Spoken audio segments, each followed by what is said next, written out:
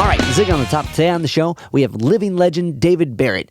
David is a singer-songwriter, guitarist, composer, producer, teacher, and overall incredible writer. Hailing out of Ann Arbor, Michigan, David is nationally recognized as the writer of One Shining Moment, the NCAA Basketball Finals anthem.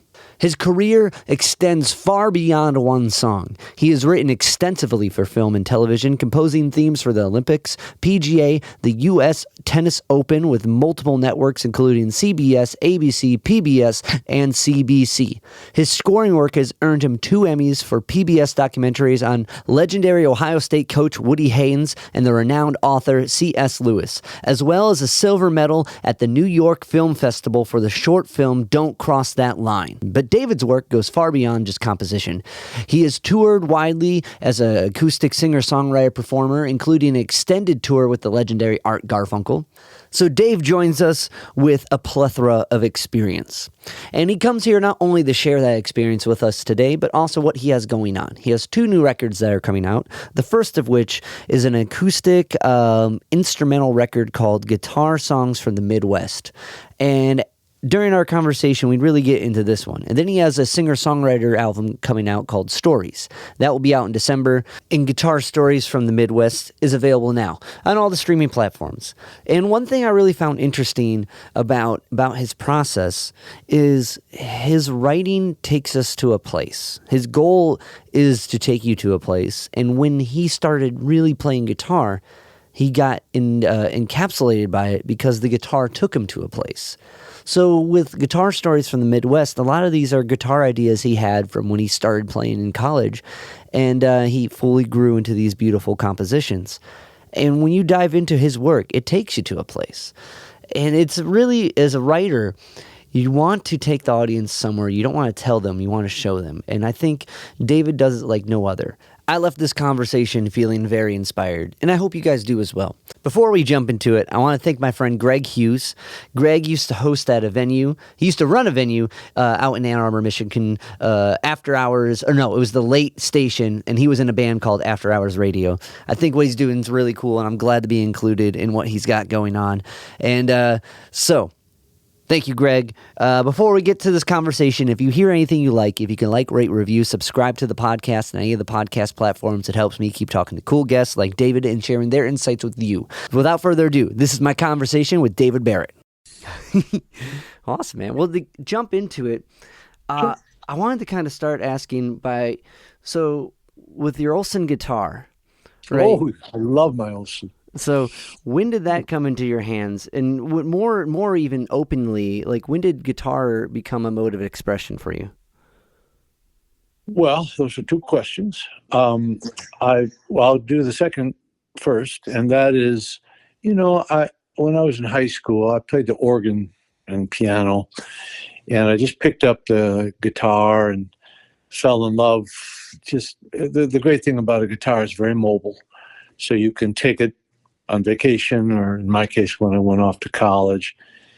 One of the better friends I've had in my life is that guitar. And so you have this guitar, and it becomes a friend.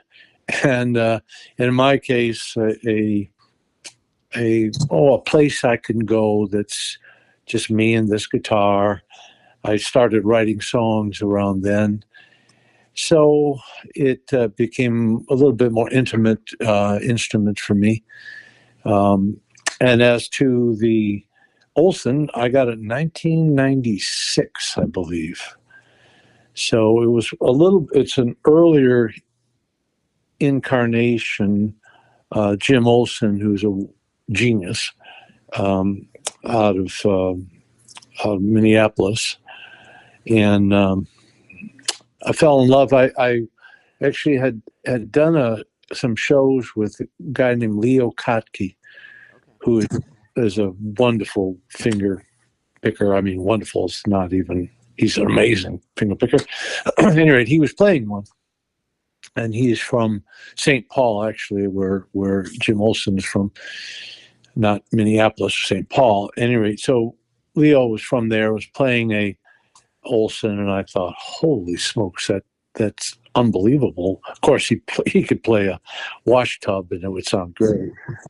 So anyway, and then I went down to Nashville to write some songs with a friend of mine who also had one, and I picked it up and played it, and then I was smitten for life. So, and it's an amazing instrument.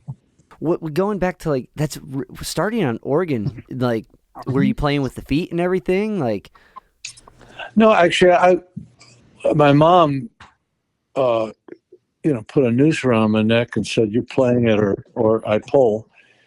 Turned out I had a talent at it, as my organ teacher used to say.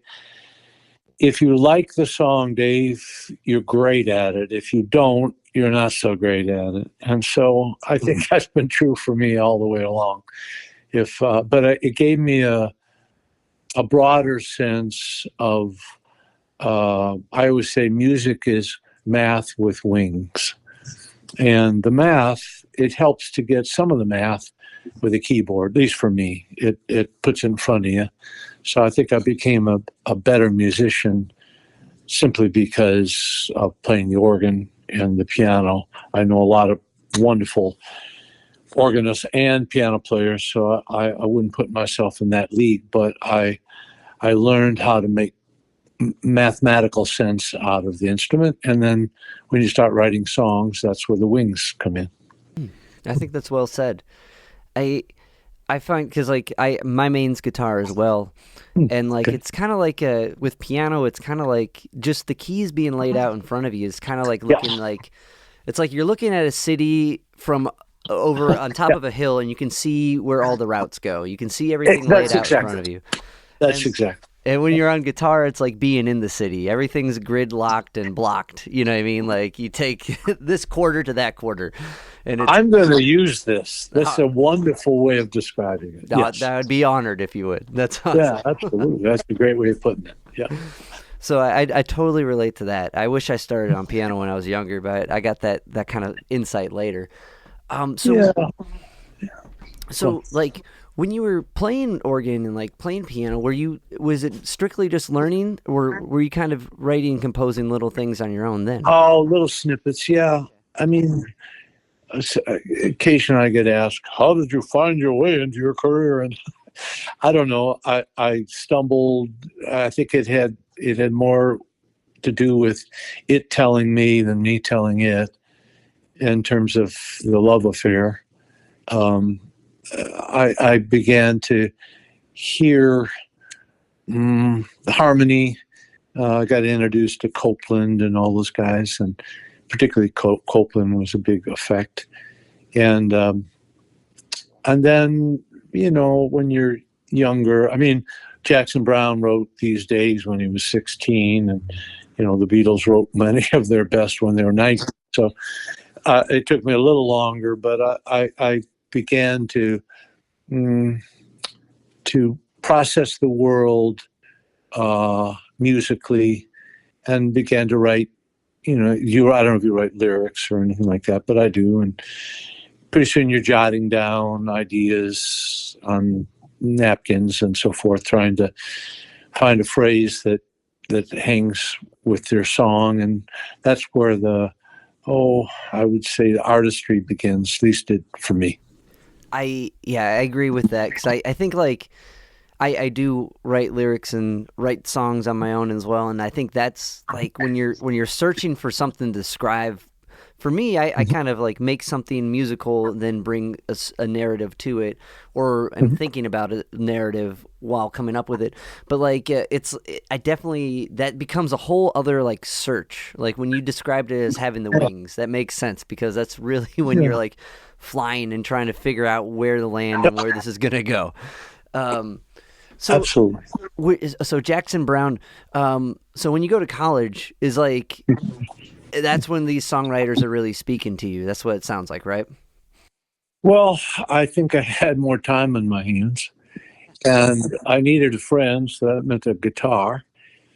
And pretty soon you're noodling around. I mean, even this record that I don't know if you know of it, but I took a bunch of I'm racing to the end and get back to your question, but put together a number of instrumentals, guitar instrumentals, which really began pretty much in college. I just began to noodle around and get a 30-second riff or a set of musical ideas, and then it would expand over time. And then pretty soon I'm writing instrumentals because I was still literally finding my voice, and begin to collect these ideas. So for me, at least, I think when I went off to school to play basketball. I was recruited to be a basketball player, but I fell in love with music and the subject of philosophy, and I tore up my knee, so I couldn't play basketball. So next thing you know, I'm carrying a guitar on my back and dreaming up lyrics. I really relate to that. I didn't go to college for sports, but I definitely fell in love with philosophy as well in college. Oh, good for you. Good for you. Well, I'm still recovering from it. But... I think we all are. When you have a class when the chapter 1 is the pursuit of truth, you're like, whoa. Well, yeah, that'll clean up the sinuses for me. Right. And with philosophy, the one thing that I think really made sense for me at that point was like you're learning all this stuff at the beginning of other classes. Like when you go for basic college, you're taking all the core stuff over again. Yeah. And like at that moment, it really just struck with me. I'm like, oh, stats was based on this guy's philosophical standpoint, or like psychology, it was on the philosophy of the mind. And like I was like, now I'm in love with learning, like, because I get the origin. Same thing happened to me. I was a mediocre student, and then I, as I say, when occasionally I'm asked to talk about what I do, and I would only say that it was a big eye-opening experience to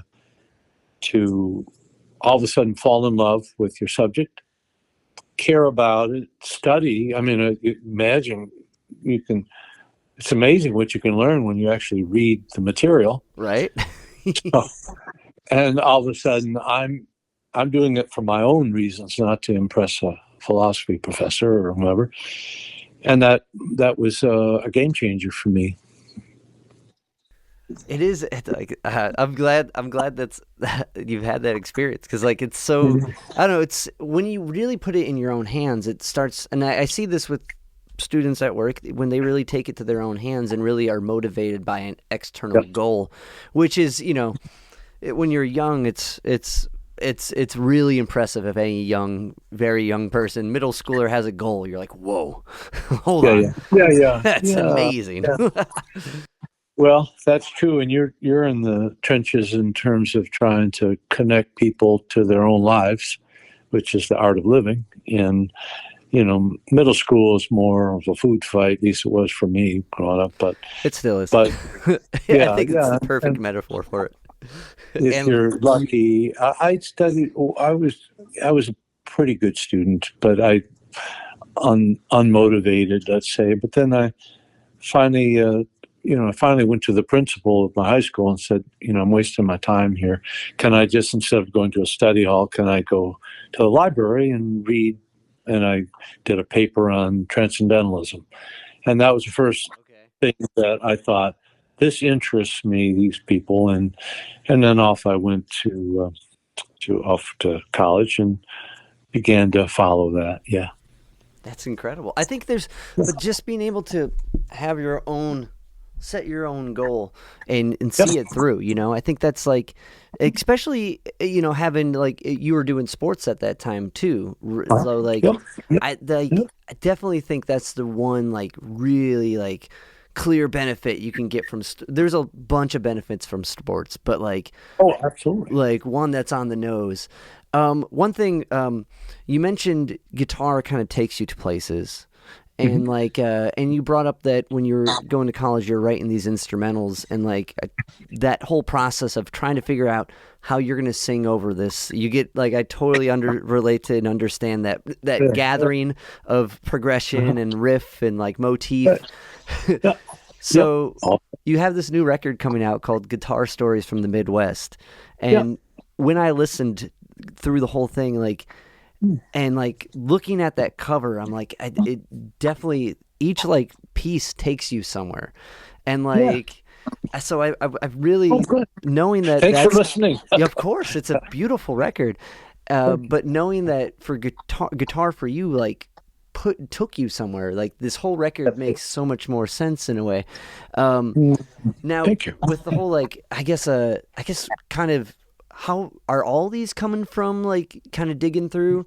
I gotta imagine there's some that have trickled from newer, explorations Oh on the yeah, guitar. sure, absolutely. No. It's been a long process. I mean, I get hired on occasion to do scores. And one of the great things, particularly PBS stuff, there's a premium on guitar.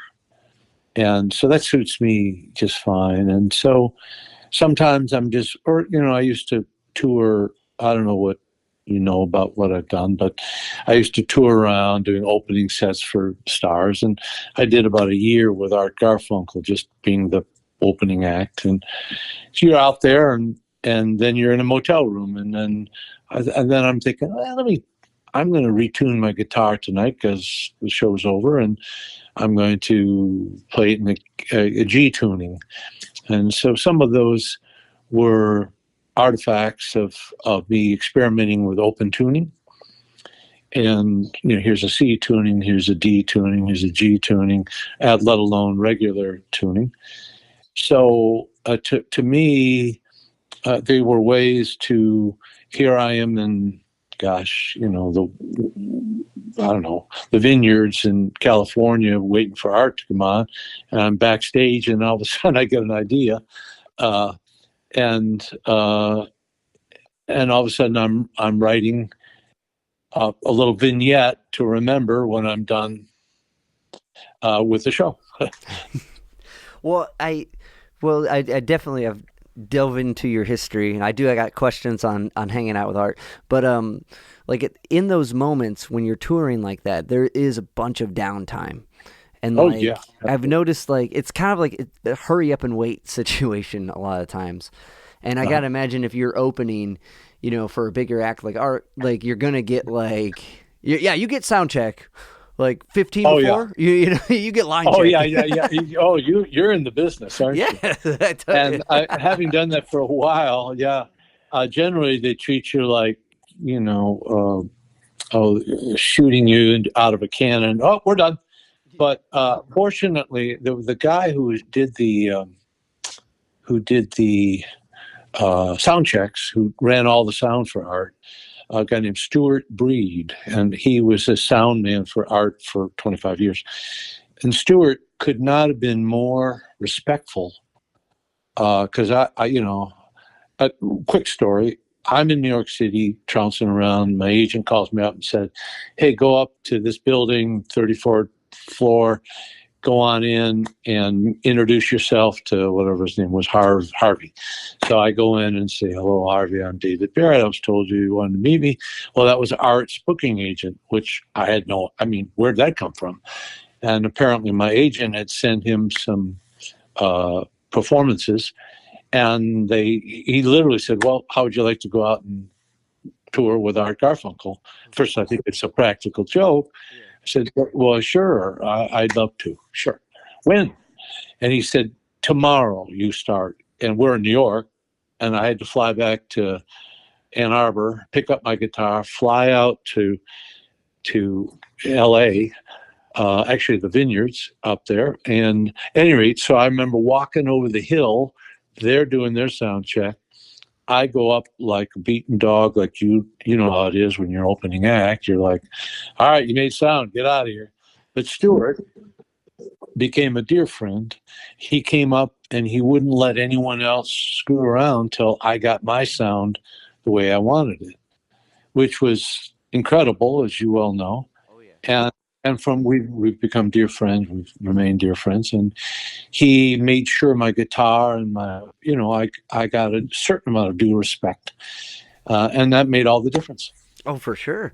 That's incredible. Like, I mean, Yeah. most of those guys that are on the road and they're doing the bit, like the sound or the lights or the crew, like, those are the real deal, like, guys that are on your side, and Yep. like, that's beautiful Yep. that from the rip, you made that connection. Yep. Now with playing with art, like dive into that, like so kind of coming out of nowhere. I know you're like, were you hitting up the folk scene? Like how did the agent know to like? I mean, well, he's looking for people, but like, Yeah. was Simon and Garfunkel like with? Because I mean, your career hits all these different points, and like it's, Yes, it does. but and I got a question on that, but it makes sense because it's music and you have to do a million things to do the one thing. But like when it came to like folk, were you like inspired by Simon and Garfunkel? Like, Oh, heavens, yes. okay, because like, I learned to play the guitar listening to Kathy's song, Paul okay, Simon. Kathy's song, yeah, and then I thought, wow. And anyway, so that's, yeah, I never, and it's, if you get a reasonable amount of success, you're not, you can do a lot of different things and they call you a Renaissance man. If you don't get that, they call you, a floundering fool. And I've been both. I actually do. But as a result of, I never really thought I could only do one thing. And I don't regret that at all. In other words, I love, that kind of guitar playing, but I also loved Merle Travis playing the guitar, that kind of Appalachian finger picking that kept hours learning to play that way, which is different than Simon and Garfunkel. And then when the scores started coming in, being able to play classical guitar as well as some of these other things that I was reasonably good at, it really benefited me because I could sit down and look at a picture and literally make something up and make it work, or have time to brood on it and then make it work in terms of a film. And back to the record that we were talking, my record, Guitar Stories. Some of those grew out of looking at film. For example, we did one on C.S. Lewis, who was the great theologian from England. And it was just beautiful.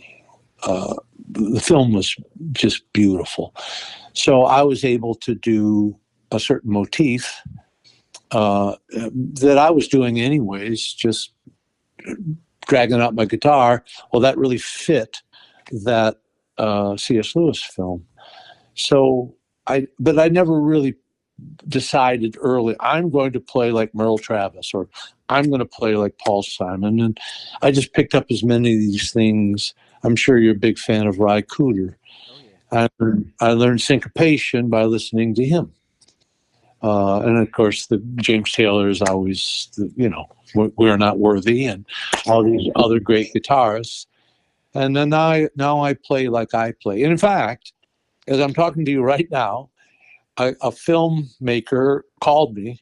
I mean, I haven't talked to him in 6 months. He called, probably wants me to do a score. That's awesome. Isn't that wild? That's incredible. Well, I think the more consistent you stay at being open like that and being open to, just opportunities and trying, just for anyone in general, whatever they're doing, trying the best they can at anything, you're going to get, it's going to come to you. And that's awesome. I really hope once we get off the phone here, you call him and he's got we'll talk. Docu-series. Yeah. Well, I think what you're absolutely on, and you're familiar with Leo Kottke, and anyone who can be familiar with him should be. But at any rate, so I do this opening set for him, and he's so brilliant. I felt ridiculous playing the guitar in front of him, but I'm so I get done with my set. He comes and finds me and starts asking me how I played this or that lick.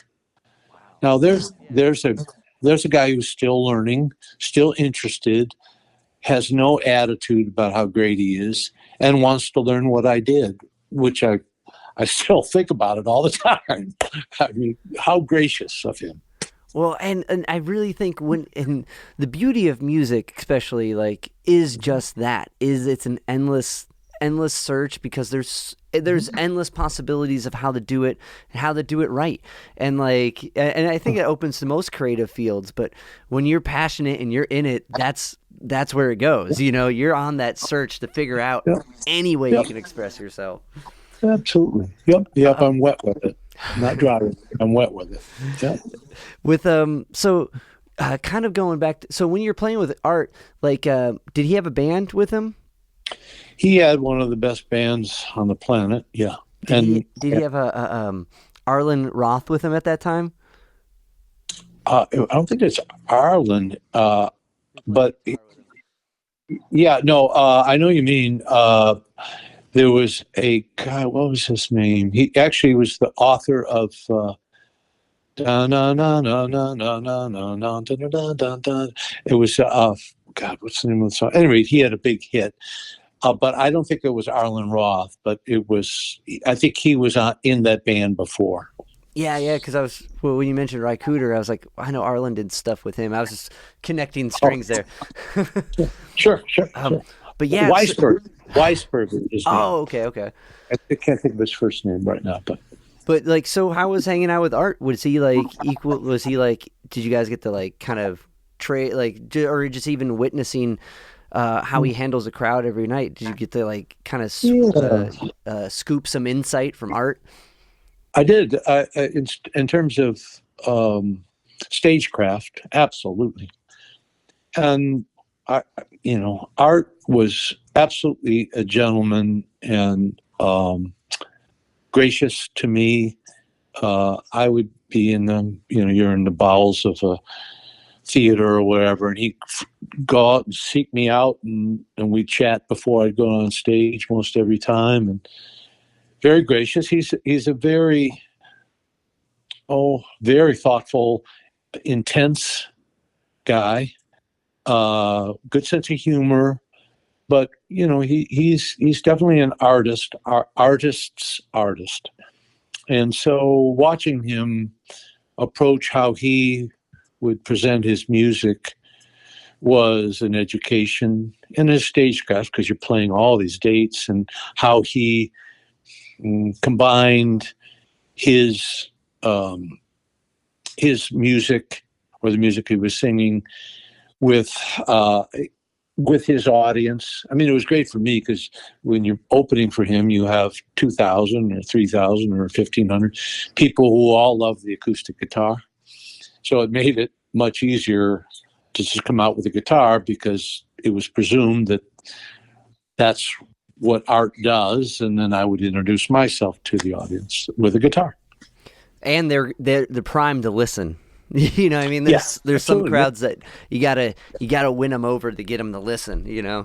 Absolutely. No, they're very respectful, because that's what his music, I think, cultivated. So going through your career and looking at all these different outlets you have, one thing as just a through line of looking through it, all involves kind of the conscious discipline of writing, and so I guess coming through and it makes so you said you looked at pictures for certain scores. Is that the same with songwriting for you? Well, that's a great question. I don't really understand how I do what I do. I try not to. My philosophy professor used to grill me, and I said, "Hey, man, the less I think about this, the better."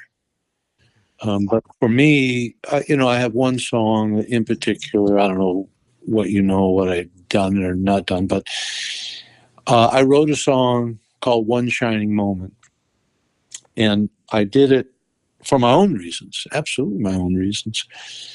And CBS was not calling me daily, demanding more of my music. No, I wrote that song and recorded it just because I wanted to, and I could. And I had a friend who threw some money down, said, record this song, which I did. And that song found its way to CBS. CBS Sports in particular loved the song, still on the air, by the way. And that was 39 years ago. So that all of a sudden, then I was doing that kind of thematic work for them. The Olympics, their themes for this or that event. Well, Hell's Bells, a year before that, I was, playing just gigs. But I'd always been writing thematic instrumentals, even with an orchestra in mind, and I was just sticking them in my sock drawer. So once One Shining Moment happened, they said, "Do you have anything else?" Well, it turns out I had a lot else, and made a run with them, and they would think of me as the guy who wrote thematic things, whereas Art Garfunkel would think of me more of a guy with a guitar writing songs. And so I never decided what was legitimate or not legitimate. It's just, for me, if I got the song right, that's still is my goal. How do I write something that you throw it up in the air and it stays there, versus tumbling down of its sheer weight of incompetence? And I don't know how I do that, honestly, but I know it when I do it. If that sounds too spacey, correct? No, writing is like, I think, one of the most vague but also like alluring like things that humans do. And like, Yeah. and like, no matter what anyone does, the question of when you do it is, how'd you do it? You know what I mean? Like, is definitely going to follow through with that. So you had a friend who was he was a writer for Sports Illustrated, right? That helped with Shiny Moment? Okay. Armin Katan, absolutely. I'd written the song. I was in New York. I spent the night with Armin and his new wife. The next day we were watching a little basketball in his apartment, and said, Armin, I wrote this song about basketball. I don't know what to do with it, but I think it's really good. And he said, well, if you ever record it, send it to me. So 6 months goes by. I record it finally. This is the days of cassettes. I sent him a cassette of the song, and along with another song called Golden Street, which was an orchestral opening, and then we went into One Shine Moment. Now, again, I'd written Golden Street when I was 19 years old, but it fit perfectly. That's a piano piece, perfectly with One Shining Moment. So 10 years later, I attach it to One Shining Moment, send it to Armin. Armin, without telling me, walks it over to CBS Sports because he knows those people. And the next day, and Armin didn't tell me he did that. So the next day, CBS calls me entirely out of the blue. And I think it's about a bunch of my knucklehead friends putting me on. And turns out it was Doug Toohey, who was an executive for CBS Sports. And off we went. It's a very like a theme right now with your whole career is just this kind of unexpected opportunity. But the thing I think that matters the most is like you were prepared for it. You put in the work, and it, even though, because opportunity I think strikes at random, but it's when you're ready and you've trained and you've practiced and you're ready to at that point catch and or pass the ball, like. And absolutely. So I guess I use that metaphor with intent because I want to ask, like, now coming from a sports background, like, to like have this song be so prominent and like in sports, because I talked to a couple people, throughout the couple weeks getting ready to chat with you, and they're like, oh, they sang the song. I was like, all right, you know what I mean? Like, it means a lot to a lot of people in those moments. Like, but like with, I guess, carrying through from the beginning with you, did you find that there was kind of a crossover with like music and sports for yourself, even just like the mentality of approaching it? Oh, I would say yes. I would say I got to be, I call myself, that's why they recruited me, a well-schooled ball hog playing. I mean, I love shooting, and I practiced more than anybody I ever played against. And I loved it. I just loved it. I just loved the zen of playing. It still is. I can't anymore. I'm a little older, but there's something to be once you hit that, what do they call it? Like Larry Bird, for example, he's unconscious when he was playing it, when he was really in the zone. They say in the zone. And I experienced being in the zone as a basketball player, where everything is just flowing and making sense, and absolutely the case with music, where you start something and then you just go, okay, my afternoon is going to be chasing down these ideas without trying to decide what those ideas have to be. They sort of come to you, and if you get better at this, you don't try to cram it down the song's throat. The song's telling you things, and you're interacting with it, and pretty soon it falls into place. And how that interaction works on a moment to moment, that's what I don't explore, because I don't want to stop that happening. There is definitely a thing with like, when you try less, it seems to work out, Yep. in that flow state of things. And like, that's exactly it. Yep. Quit trying to go, what rhymes with this? No, it'll find you. I got so many dog-eared pages in the rhyme dictionary. God, I know. No. The trick is having it sound effortless, and that's a subtle thing, very subtle. I think it's a subtle thing, but it's a very matured and like practice. Like if someone can make it sound subtle and effortless, like Hank Williams songs sound so approachable, but when you try to write Hank Williams tune or esque tune, it's not easy. Yeah, no, that's a perfect example. I love Hank Williams, and it seems like the song's falling off the log easily. No, that is talent. That's just talent, and it's inexplicable. And you can do all the AI you want. You can't write "I'm so lonesome I could cry." I'm sorry, that parking spot has been taken. That's true.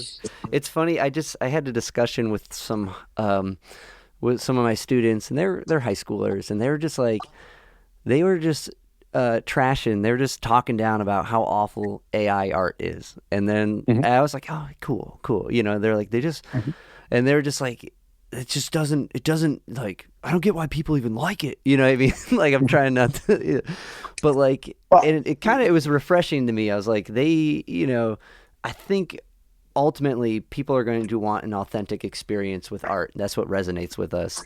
And even the youth knows that. May I be on planet Earth when that happens. People are blind to their blindness, and I am too. And but for example, One Shining Moment, going back to that, I mean, that came to me in there's a long story, and I won't bore you with it, but how please do. This is fascinating. Well, I played a gig. The most beautiful waitress in Michigan, if not the Midwest, worked there. So, but I played there every Wednesday or whenever it was, and I never said a word to her because she was so gorgeous. There was no point. I mean, you know what I mean. You just go like, well, I'll just go over here now. So anyway, I wasn't making time with her or anything like that. So we'll get done with the gig and sitting at a bar, just having a beer and watching Larry Bird, as a matter of fact. And she comes down, sits next to me. There's no one else in the bar. And I'm thinking, wow, what is happening here? So I panicked and I started talking about Larry Bird, which was on ESPN at the time, trying to explain the poetry of basketball, because I knew something about it. And in any event, she was not impressed particularly, and went away. But I thought, okay, I wrote down One Shining Moment, the title, and I thought, I know something about this. So I slept on it. Next morning, a friend of mine shows up 20 minutes late for breakfast. I wrote all the lyrics on napkins, went home, threw them on the piano, and wrote the song in a half an hour. And it was a lesson for me because I got it. I think I got that song just about right. And, but I was patient with it. And then when it came, my world changed, because all of a sudden, then, these other things happen. And as I say, all of a sudden I had talent. And I always call it, 10 years and 20 minutes, before this game. It's I don't know if it's all of a sudden. The talent was always there, and like, I'm just being facetious. I know you are, but like, that's incredible. But it is those like little moments like that, that really, just to kind of pontificate on them and let them be what they are, and like to kind of go back to what you said, to not force them to be something else.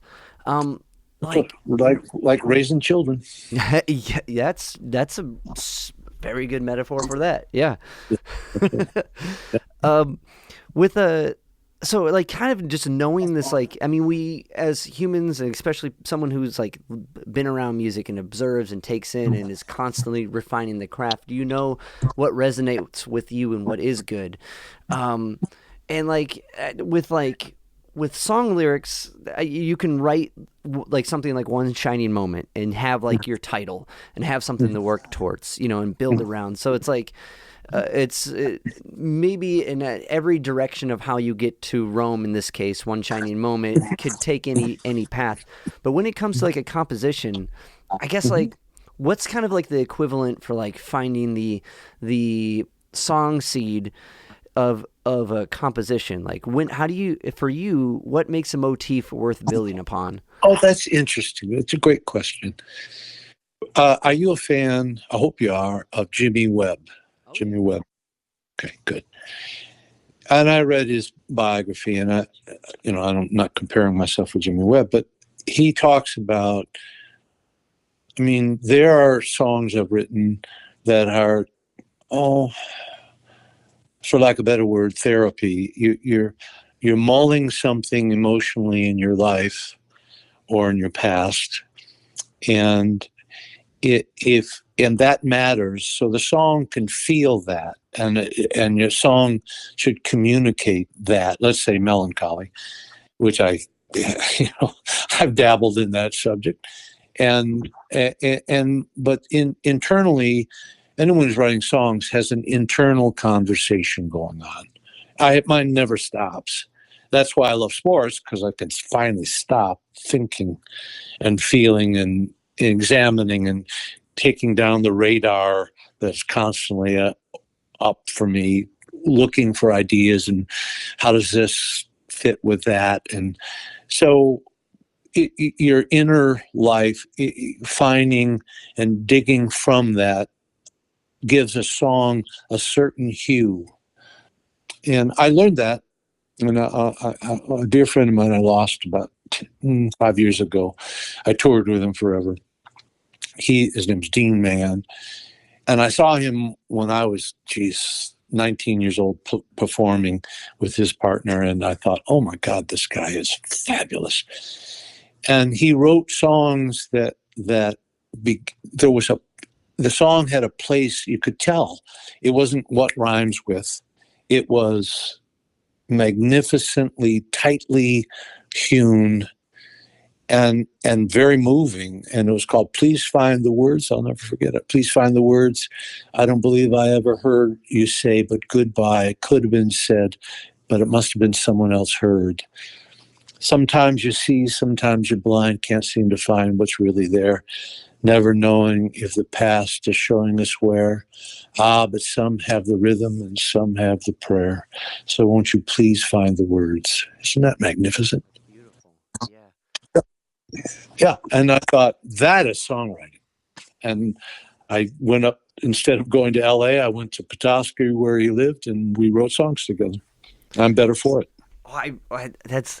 like, just listening to the ebb and flow and the stress and the tension between like certain, like, it's not just like, he's nice, I like spice, you know what I mean? It's very well crafted. And that's incredible. Like, I think as far as like writing goes, like to have a partner like that in the whole crime of songwriting, like, not that, I don't know, I'm trying to find, no, you're right. That's exactly it. But like, it's It's just like playing with anyone who's better on a team, or playing with a better, like whoever can rip a lead better. You get better by being around them. So Absolutely.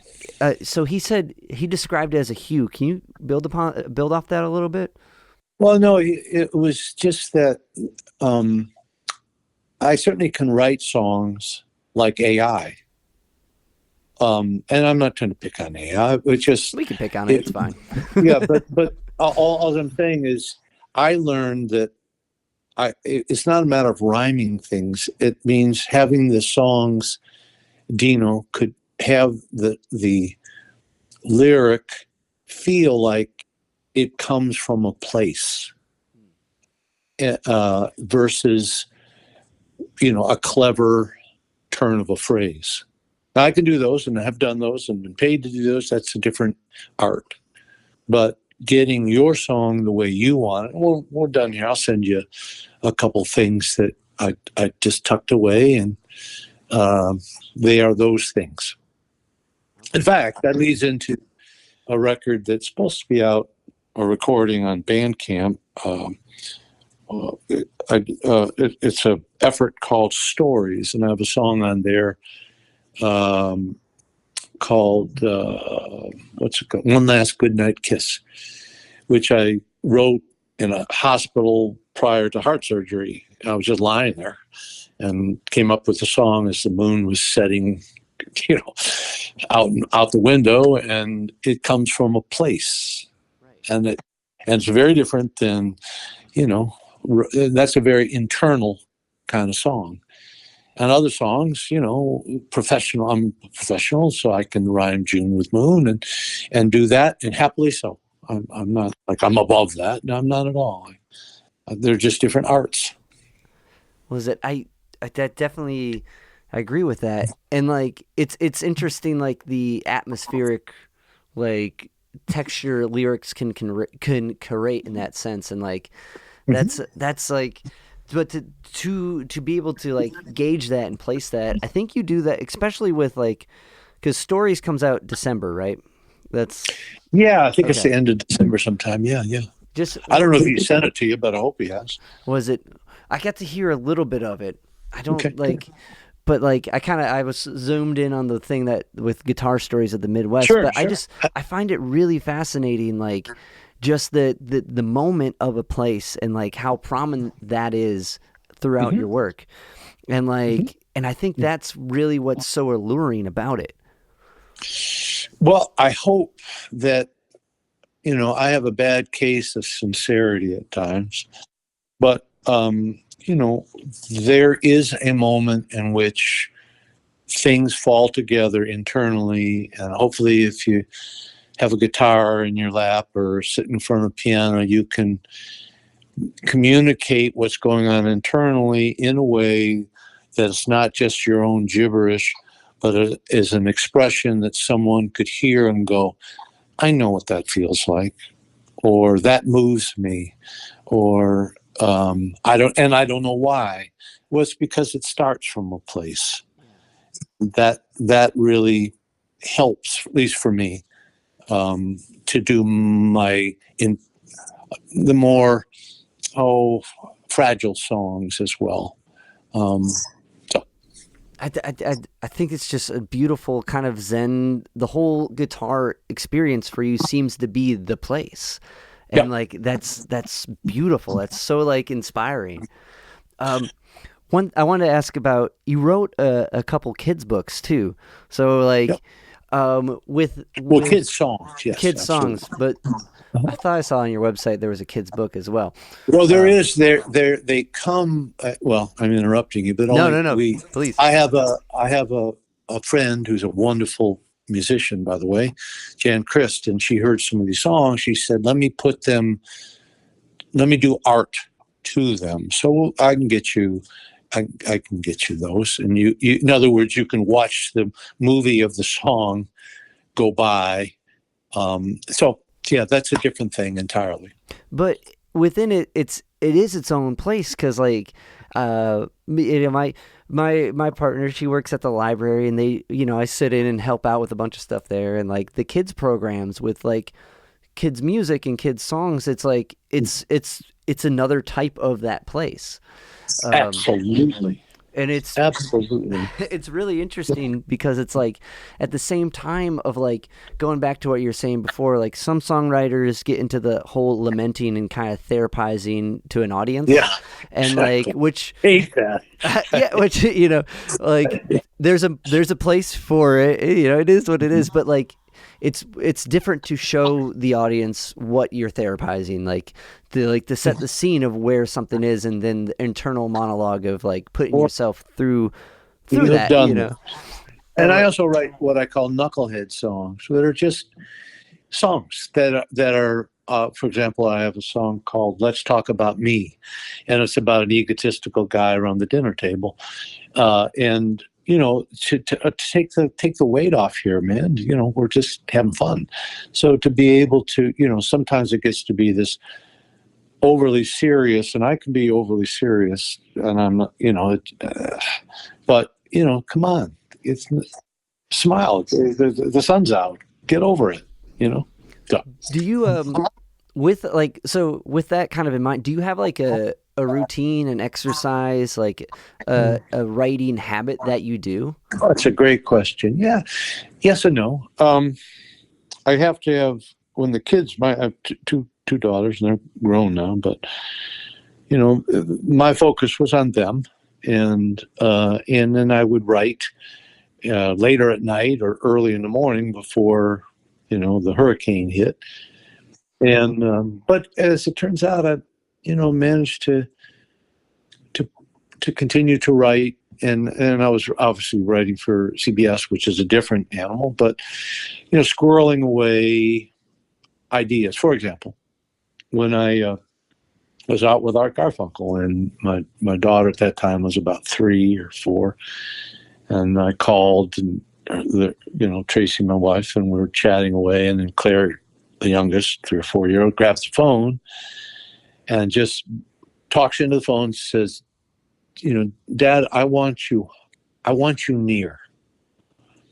So I, of course, thought, there's a song, and started writing "I Want You Near," which, of course, she wants to sue me for rights, but that's a different issue entirely.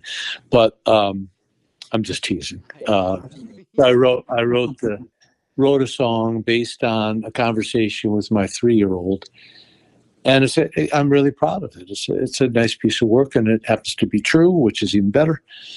I try to keep my radar up. I can hear a phrase or an idea, and I'll think, you know, there's a heartbeat inside that idea.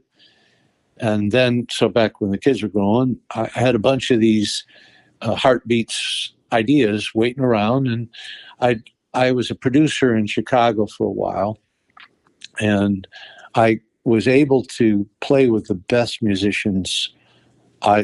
Incredible, you know, they played with Brian Wilson and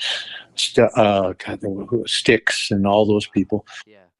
You know, and they dug what I did, so they would drive up from Chicago, Ann Arbor, where I live, and we would, you know, my wife would make a meal in the studio, and we'd talk and nosh, and then record these songs that I was writing, quite apart from what I was doing for CBS. They, you know, they're different, and they were gracious to come up, and I could pay them what I could, and we did 4 or 5 of those sessions over the years.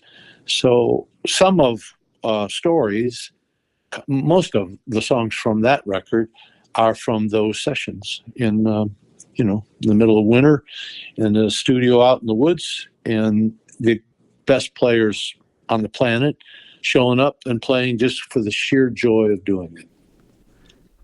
Well, and for the connection they had with you, like that's like, it baffles my mind sometimes, the kindness of the friends you make along the way, you know? Oh, absolutely. Yep. And they were gracious. They're great musicians. And I was lucky, you know, or felt rewarded that they felt strongly enough to hop in a car and drive 4.5 hours to come play in these sessions.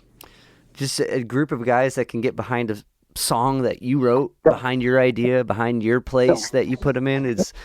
I think that's an endlessly like amazing thing to feel, and I'm glad that you got that on that session, and that session's coming I out. did. Yep. There's a number of them. Prayers Gave Wings, Elvis at the end. Oh, most of them. We've got 2 or 3 records that we've recorded and are finishing up on. And most of them, I did a session actually in LA with the what do they call themselves now? The Immediate Family, but that's Waddy Wachtel and Lee Sklar and Russ Kunkel.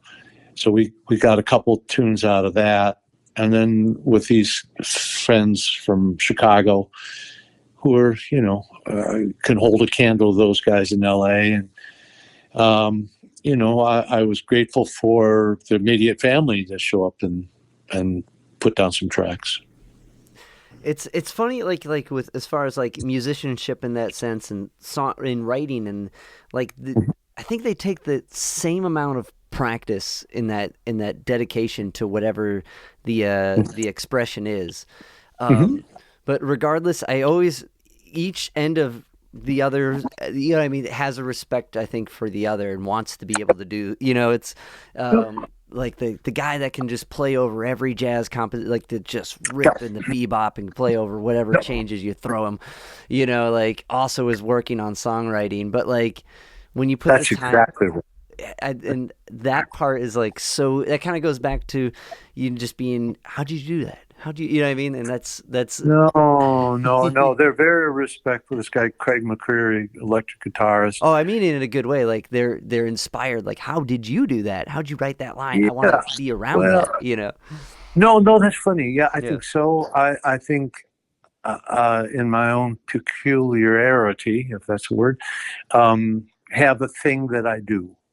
And Paul Simon, I'm not comparing myself, but he has this thing he does, and Jackson Browne or James Taylor or Laura Nyro or Carole King, whatever. There's a thing that you, over the years, you do that's unique to you, and hopefully that is conveyed in the recording. It's easy to have a great idea and not have a good recording with it. I've got a bunch of those too. So to try to get the souffle to rise and stay up, that's it's a magic trick. That's a good metaphor for it. Yeah. So one thing that's been going on around here in Cleveland, so I host a bunch of open stages too, a bunch of open mics, and like for songwriters, that is the bread and butter. If you're not out there engaging in open mics and trying the songs out for the first time, you got to, But being here in Cleveland, there's been a bunch of people covering. They'll get up and like I work. Like I told you, I teach in the morning. And these mic nights, they'll go to like 1:00, and I give everyone 3 songs. It's been a theme that everyone's been coming up and like, all right, we're gonna do the wreck of the Edmund Fitzgerald, and I'm like, crap, that's a beautiful song, but we got to wrap this up tonight, Yeah. Or you'll play American Pie next. Yeah. But you have a tune called "The Lady of Our Straits," and I was wondering if there's kind of a crossover. If Gordon Lightfoot ever hit home with your writing? Oh, absolutely.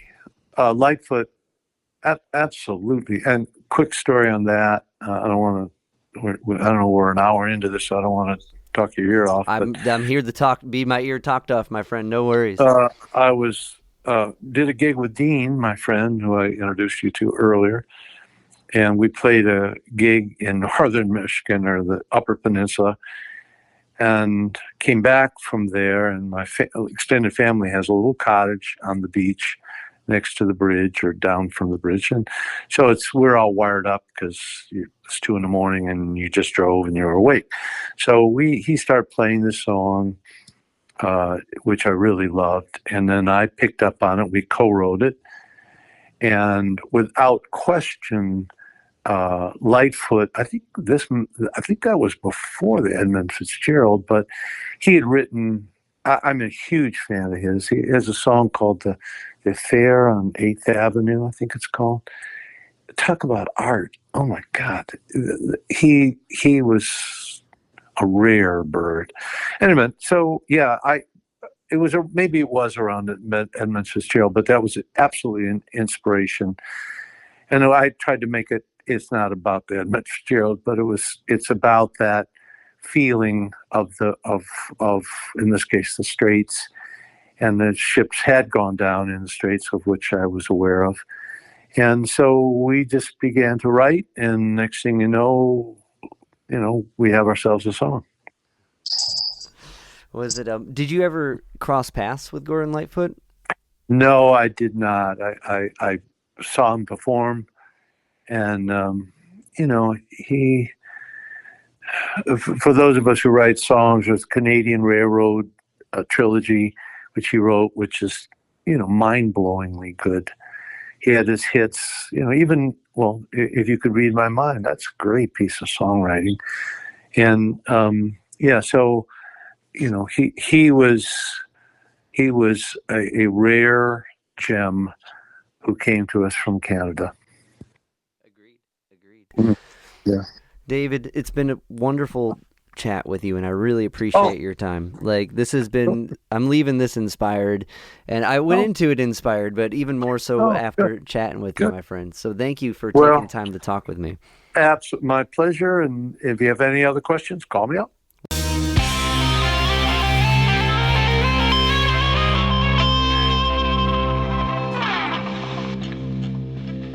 Yo, Spike Spiegel here. You just listened to Zig At The Gig podcast. Keep riding the bebop. See you, Space Cowboy. Bang.